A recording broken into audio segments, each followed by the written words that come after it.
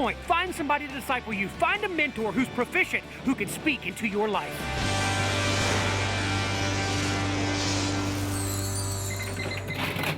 $75.13. Okay. Chris, you ready? I'm ready. Now, you've never snowboarded before, right? Right. But yet you've played the snowboarding game. All the time. You really think you can roll with this? If you can, I can. Not only does Chris think he can snowboard, he thinks it's by the time that he spent snowboarding on his video game that he now has the skills to shred and master the mountain. Mexicans don't snowboard. How many Mexicans do you see in this building?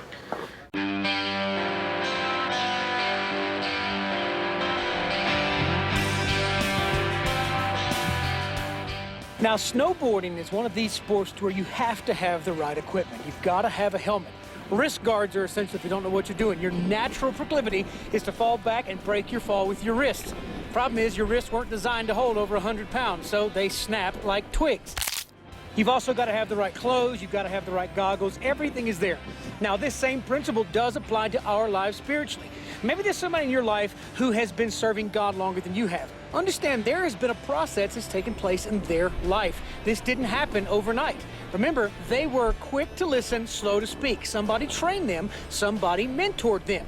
As you begin to grow, as you begin to understand your gear and understand what this whole thing of life is about, you'll begin to learn precept on precept, line upon line. If you're going to choose not to listen, don't expect to have any success at all. You know, I'm really excited to see my first board to ever ride. You know, they say that there's a connection between a rider and his board, that it's not the rider that chooses the board, but the board that chooses the rider.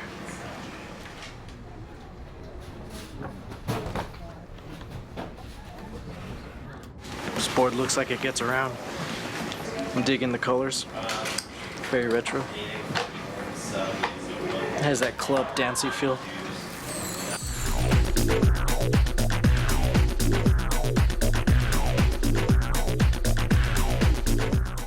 Now, Jake, you've already proven that you have what it takes. You're good. Chris, on the other hand, what do you think, Jake? He has spent, What do you think? Oh, I don't know. I think Chris will be fun to watch. He has over 25 qualifying hours per week on his snowboard game. What are you laughing at? Oh, nothing. It's not even funny, whatever you think is funny. Oh, you don't even know what I'm thinking, do you, Chris? I don't need to, because it's not funny. This is either going to be really good or really, really bad. Just don't forget what I told you, okay? Wait, what did you tell me again? I think you know. I think you're just plain stupid. I'm sorry, I kind of forgot. Do not try and come in between what I'm gonna do today. You know, trying to impress Chad. Don't try and make me look stupid. You got it, bud. Or you're gonna be on a plane to wherever Becky's from, you're from. Okay. Kid's asking for a whooping. Dude, they gave you a whacked out board. That's a party right there. A party on the snow? You know nothing. Dude, look at that board. Sladisco. That's trashed. Don't forget. Your bedtime, 9:30. Mine, 12 o'clock, punk. You got it, So Chief. you remember that when you're riding down that white snow. I don't think I've really told you this, but I really like your board. It's really nice. Hey, Chad, I like your backpack. I think your glasses are really nice, too. Hey, you like these? I got bifocals in them. That means I really? can just kind of look down when I'm driving. If I'm trying to text or answer the phone, I can see everything. Oh, that's cool. Or not pay attention to you when you're talking to him. Chris, just because Jake's a team player in youth fights, and just because he's willing to do the hard stuff, you know, Jake's not a team player. You haven't heard the stuff he said to me. this is the first time you've actually done anything with Jake. Okay, so you taught him how to edit, you taught him how to do some audio stuff. That doesn't make you an expert, and it certainly doesn't justify you putting down on him. My It gosh. makes me an expert in friendship, Chad. An expert in friendship.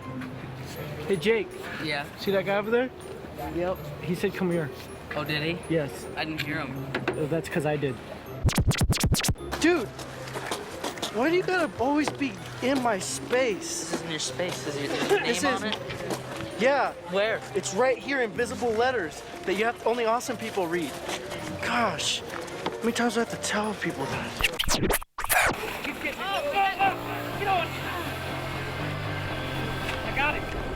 Hey, listen, Chris. One of the main things about this sport is you've got to stay teachable. You've got to listen to what I tell you to do. Remember, when you're in your stance, left foot forward, if you want to go back to your left, I want you to look left.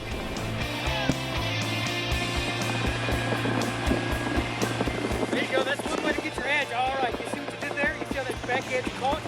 You'll always flip it back over. Okay, keep your knees slightly bent. Use your right foot to kind of steer as a rudder.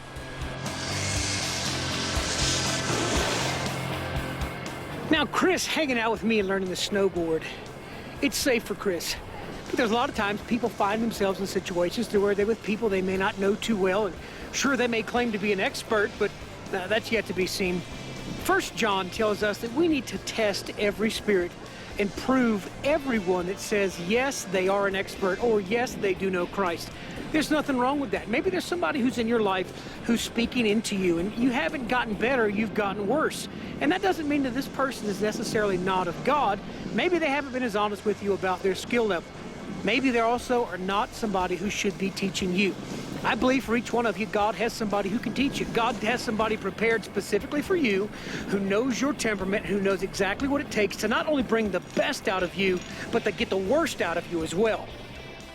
Just take it slow, okay? Don't worry about going fast. Right now is trying to get your feet to the place where your muscles understand exactly what you're trying to do. At the end of the day, it's not about how good I do. It's about how awesome I am doing it. I'll give Chris this much. He is one persistent human. Now, I don't know if that's the fact that he's trying to impress me, but I would have never thought Chris would have done this well. It's the same principle with most of you. Until you're willing to get off of the couch that you're on, until you're willing to change your mind and find somebody, find a coach, find somebody to get you to do something new, to test you, to push you, you'll always stay at the level you're at. You'll never grow past that goldfish bowl you think it's so fun to live in.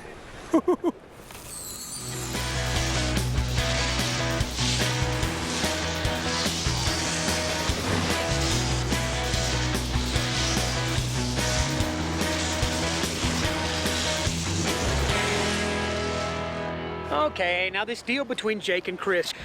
At the end of the day, Chris and Jake did have a moment to where I saw the fruit and the love of Christ come out.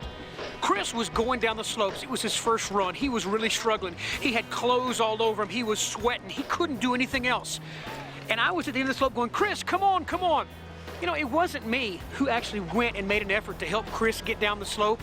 It was Jake. Jake was the one who put his gear down and said, I'll go do it. He ran over to Chris, helped Chris take all of this extra gear off that he didn't need. And it was then that I believe the bond that needed to happen for Chris and Jake to continue working together happened. Why? Because love covers a multitude of sin. Sure, they enjoy the antagonism. They enjoy the sarcasm. Each of them wants to get something from me.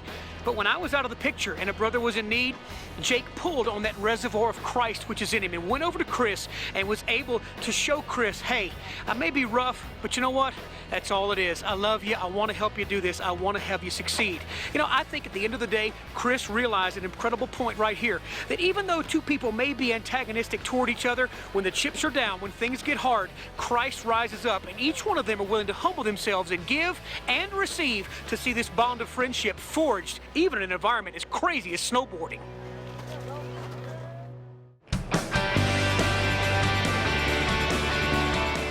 Fourth point, you've got to learn from personal injury, from mistakes, and from those knocks and bruises you get all the time.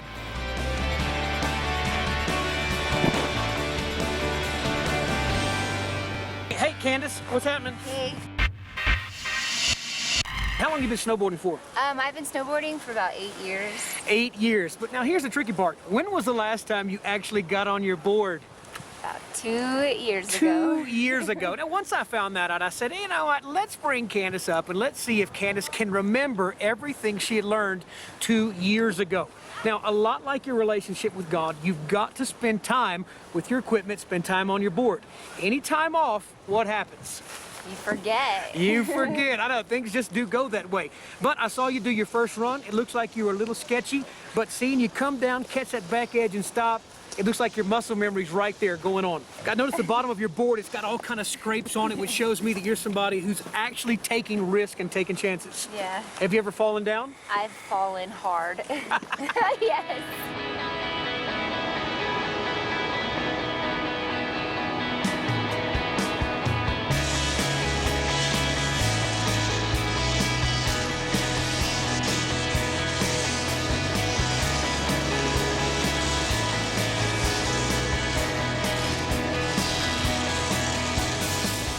Okay, in the realm of snowboarding, you're going to get hurt. Guys are going to fall, people are going to break legs. Now, in the realm of understanding and following God and being a wise student of someone who's mentoring you, you're going to get hurt as well. You're not going to break a leg, you're not going to break an arm, but there are going to be opportunities to where your emotions are going to get hurt, your heart's going to get broken, and you're going to be misunderstood. That's part of it all. You can't have one without the other. In fact, remember this, Jesus said his servant is not above his master. If Jesus was rejected, misunderstood, and abused, cast aside, the same thing's going to happen to you. Don't think that by this happening, that somehow you're disqualified. Hey, these wounds can heal, but it's going to take time. The greatest thing you don't ever want to have set in is fear. If you begin to get fear-based attitudes toward authority and toward people that God has placed in your life, you will never, ever have another growth spurt again. Because that fear of being wounded, that fear of being hurt, will stop you every time. Ask any guy out here on this mountain, have you ever fallen? Yes. Have you ever broken something? Well, of course. What did you do? I got back up and kept going. You see, it's psychological. 90% of this entire game has to deal with you overcoming fear. The guys who are good, they're great. Why? Because they overcame that invisible obstacle, that hurdle that few people ever attempt once they fail. 3. Okay, let's get back up.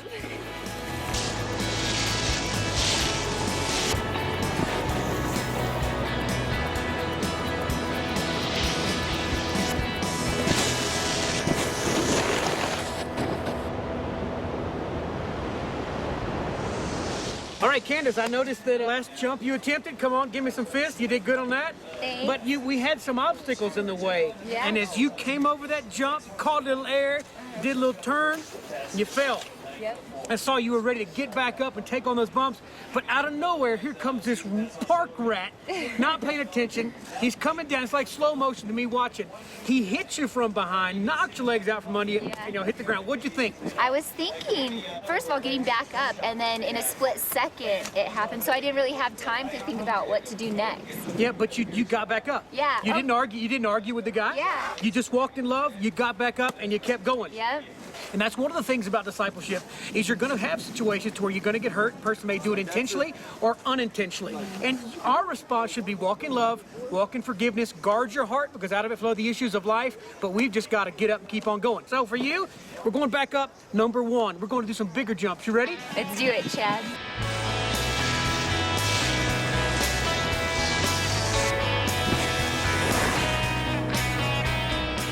Sit up, guys.